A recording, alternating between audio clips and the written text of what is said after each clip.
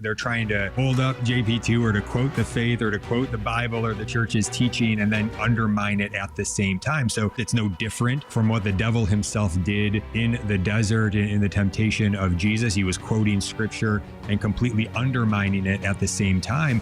Hey, the Pontifical Academy for Life. Is there a Vatican revolution going on? According to an article over at the New Daily Compass, yes, in fact, there is, because they're trying to embrace things like euthanasia and IVF, artificial insemination. We've asked Jim Havens, the host of The Simple Truth, to be on the program today at 30 past the hour to have a conversation around what exactly are they saying and why are they saying it, and why would that be a big, huge problem for us. By the way, my name is Joe McLean. I host a radio program called A Catholic Take, where we look at the world through a Catholic lens. I'd love for you to hang out with us. If you like it, give it a thumbs up and let us know what you think in the comments below. The Pontifical Academy for Life, you would think that would support life. Euthanasia, of course, has an antithesis to life. So does artificial insemination. What is the story here? First thing I do when I see an article like this is to try to verify it myself. So I immediately want to go to the source material, try to find that. And what's interesting right off the bat with this is when you go to find this book entitled The Joy of Life, which is, it's saying here, a joint reflection of the theologians of the Pontifical Academy for Life. When you go to find this text, it's really nowhere to be found online. I go to the website of the Vatican. I go to the Pontifical Academy for Life website. Don't even want to mention this text. It's not wherever you find books. It's really nowhere to be found. You can find a press statement in some sort of a conference that they had, or a press briefing that they had that mentions it. But you really can't find the text, which is interesting. So I'm not sure how the author of this article got his hands on the text. But as I looked into him and Daily Compass and their reporting on this, it seems really solid stuff. And so there's no reason to disbelieve what has been put forth here in terms of the portions of the text that are brought forward. And I suspect if I actually could get my hands on the text and read it, there's probably even a lot more there to find and to pull on. But yeah, the headline on this, the Vatican Revolution, as they put it, yes to euthanasia and artificial insemination. To me, what this really also is saying is that, yeah, this is an attack on the truth, the absolute truth, the intrinsic truth of various practices that are immoral, such as euthanasia and artificial insemination. And when you pull on this thread, it doesn't stop here. I did go back and find a previous article here by the same author, same place, the Daily Compass. This is not the first time that this sort of thing has been going down. So the Pontifical Academy of Life also signed off on this other text that went down in 2022 that had all sorts of problems, again, paving the way for trying to say that there's some sort of a morally valid form of euthanasia, which is simply not true. In the Gospel of Life, Evangelium Vitae, the encyclical put forward by Pope John Paul II, now St. John Paul II in 1994, he made it absolutely clear, unequivocally, that this is an immoral practice, and this follows the tradition of the church all down the line. And so it's just false what the Pontifical Academy for Life is trying to do. And when you dig into it, it just gets worse and worse. It does seem that they've been put together in such a way as to undermine the faith rather than to actually support and promote the true teachings of Jesus and his Catholic Church. From the article, it starts off with a bang here. It says, for reasons of space, we must focus only on a few issues, and even then only partially. The first, euthanasia. To prohibit or not to prohibit? That's the question, I suppose. The text states that it is good not to prohibit because greater harm could result to the public good and civil coexistence, amplifying conflict or favoring clandestine forms of officially illegal practices. And he goes on to talk about Thomas Aquinas and sort of refuting that. But here's the kicker. Here's what got me on that. It seems an awful lot like the argument in the abortion fight for, the coat hanger argument. They'd hold up the coat hangers. Well, if we go back to pre-Roe v. Wade days, women will be forced to use coat hangers in dark alleys, don't you know, Jim? I mean, it seems like they're using the same argument here, and this is coming from the Pontifical Academy for Life. That is utterly bizarre to me. Yeah, it's the same argument. And yeah, once you start to get into their arguments that they put forth, you kind of get into such a mess that they want to drag you down to trying to debate this on their level, which is completely nonsensical and unreasonable to go and to do that. I think a better way to look at it is just to look at the very nature of what the Pontifical Academy for Life has become, and to pull out the pieces of evidence that are already there to say that they are in a contradiction to Evangelium Vitae, the gospel of life, and the church's teaching when it comes to life, and that is just very, very sad and tragic and quite evil to see all of that. And look, I think we see a manifestation of this same sort of way of thinking and the practices within the church today. When we see the scandal that took place just this past weekend, St. Patrick's Day, where we've got the papal nuncio, Christophe Pierre, there in the White House with Father James Martin and Father Reese and all of these dissident sort of Catholic figures, the nuns on the bus ladies, Simone Campbell of Network and others. And these are all folks that are in this room all cheering this pro-abortion so-called Catholic president, apostate Catholic president. They're all there as Biden himself in the White House is celebrating St. Patrick's Day and quoting, quoting the words of Jesus about loving him in the least of these from Matthew 25, which actually condemn him and this evil practice of ongoing child murder that he continues to push and support. And then you've got the tacit approval there of the papal nuncio in attendance, not saying anything. He had a chance to give a blessing. He didn't say anything about the ongoing daily mass murder of the preborn. So this is just, it's a terrible evil that we see in our time. And to me, what this all comes back to when I see this stuff is, look, I just want to focus back in on the truth, promoting the truth, proclaiming the truth, living it well in my family and beyond. And I know that's why iCatholic Radio, the Station of the Cross, exists. And that's why we do this good work to proclaim the truth in season, out of season. And we need more leaders within the church to be faithful to their offices in doing the same. I was thinking about these so-called conservatives. I was reading this that news story in the news segment about, Kellyanne Conway is trying to say, hey, we shouldn't point out that Democrats are wanting to kill babies up to birth. Let's just not mention that. This is a supposed conservative. This is, if I'm not mistaken, I think she claims to be Catholic as well. That's bizarre. That's really in contradiction to faith and reason. And then, of course, you have these so-called conservative political groups, the Heritage Foundation, which I thought was amazing. But apparently they're like, let's just regulate IVF. Mike Pence, who says he loves IVF, he just wants to regulate these things. IVF is totally against life. Lives are lost in IVF. And these so-called conservatives aren't being very conservative. They don't conserve marriage between a man and a woman. They're always caving on the pro-life issue. And now it's clear they're caving on the IVF issue. What do you make of so-called conservatives? It's political idolatry. They're deceived by the pursuit of power.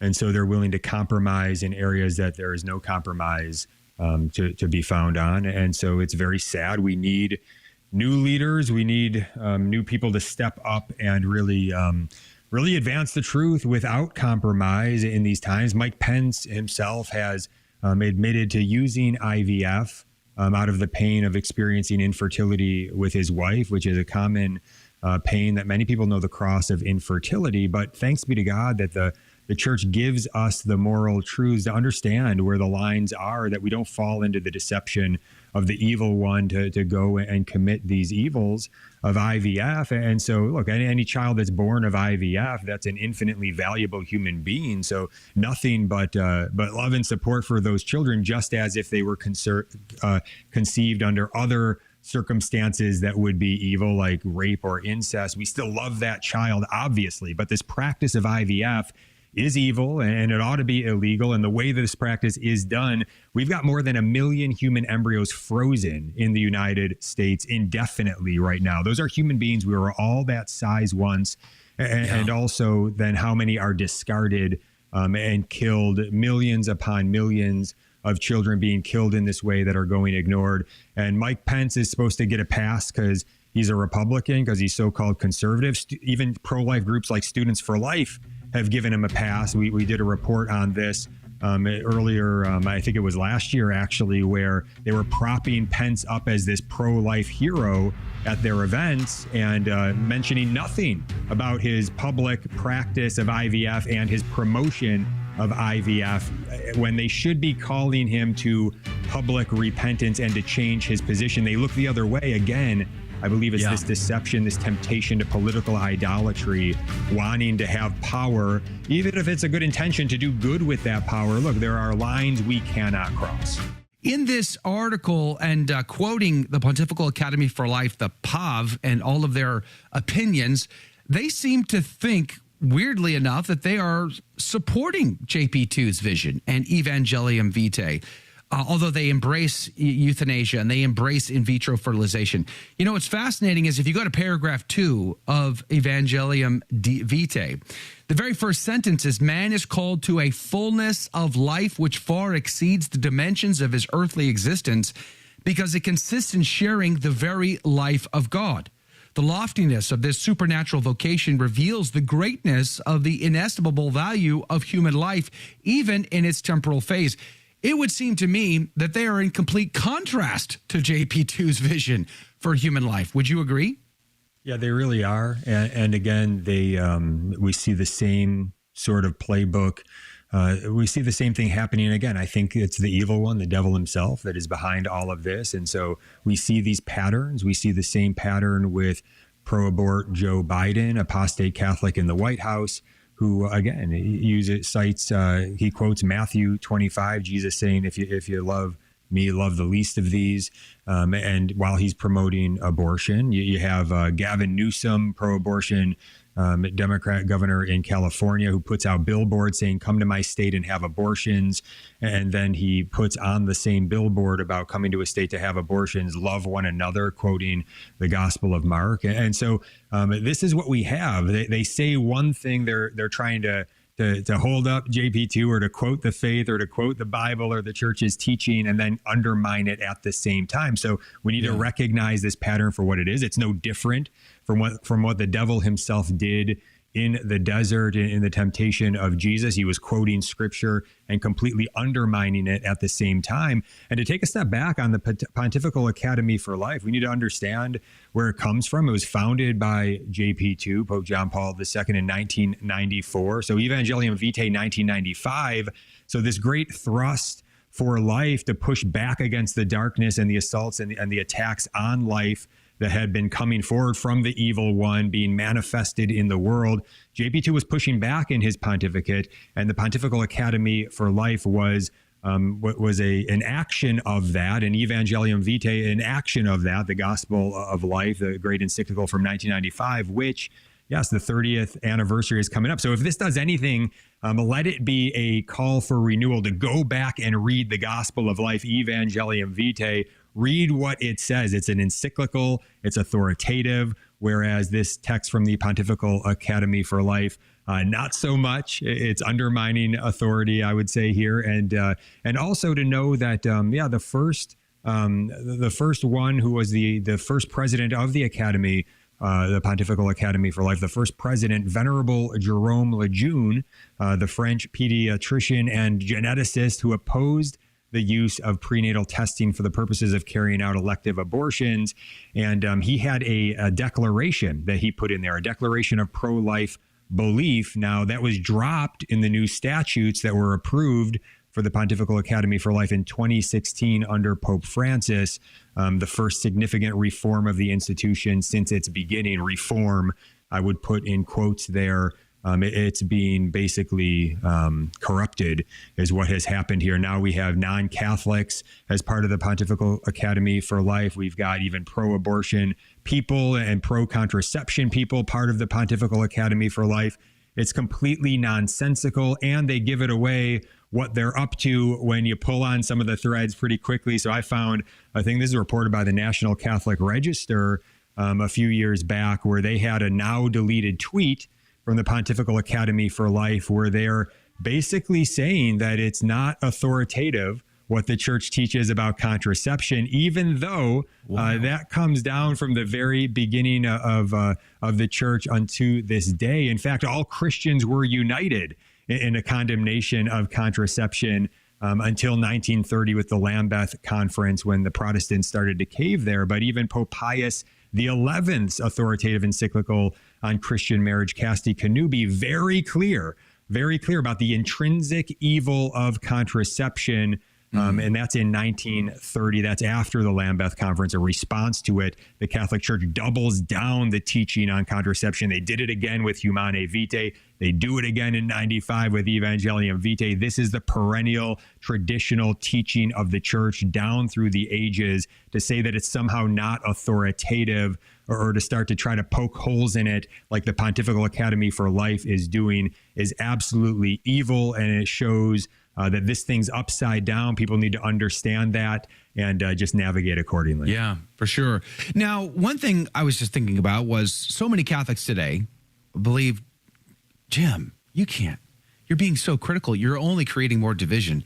You're part of the problem by bringing this up. You're part of the problem for conversating about this, for creating division, the schismatic mentality. There are many Catholics today who believe you should never question anything that comes from anybody wearing a collar or has an office at the Vatican or what have you. What would you say in response to that? Get behind me, Satan, is pretty much as simple as I would be with it. Look, I just want to do God's holy will. I want to be faithful to him, and I don't want to see this stuff. I don't care about this, quite frankly. I want to live the faith. I want to love Jesus right now in the ordinary circumstances of my daily life. That's what I'm focused on, which we all should be focused on, is fulfilling those offices that we are called to. So yeah, look, we can look and see the corruption of the bishops and many priests in this time, the corruption of these sacred offices not being fulfilled faithfully as they ought to be. But yeah, we better look at the offices of being a husband and a father, of being a wife and a mother as well. We are called to faithfully fulfill those offices. And that's where I sit as a husband and father. I want to strive to faithfully fulfill that office today, that sacred office today, by God's grace for his glory. So that's what I'm focused on. But as I see this stuff, look, I see it. I can't ignore it. I have to make sense of it. I have to look at this stuff as it comes forward. And so, yeah, let's shine a light on it. Let's help people to understand the errors as they're coming across, the attacks, the assaults, and then shine a light on it in order to, again, just understand that we need to proclaim the truth in those areas even stronger, even harder, because that's where it's being attacked today. Did you like that video? It's okay. You can admit it. It's perfectly fine. Hey, we cover the big stories of our day, from inside the church to outside the church to all points in between, and we do it from a Catholic perspective. It's called A Catholic Take. It's a radio program Monday through Friday. We live stream it right here on this channel, by the way, so make sure to subscribe, like, and share. We would be very grateful to you. And don't forget, you're going to want to watch this video right here because you don't want to miss anything.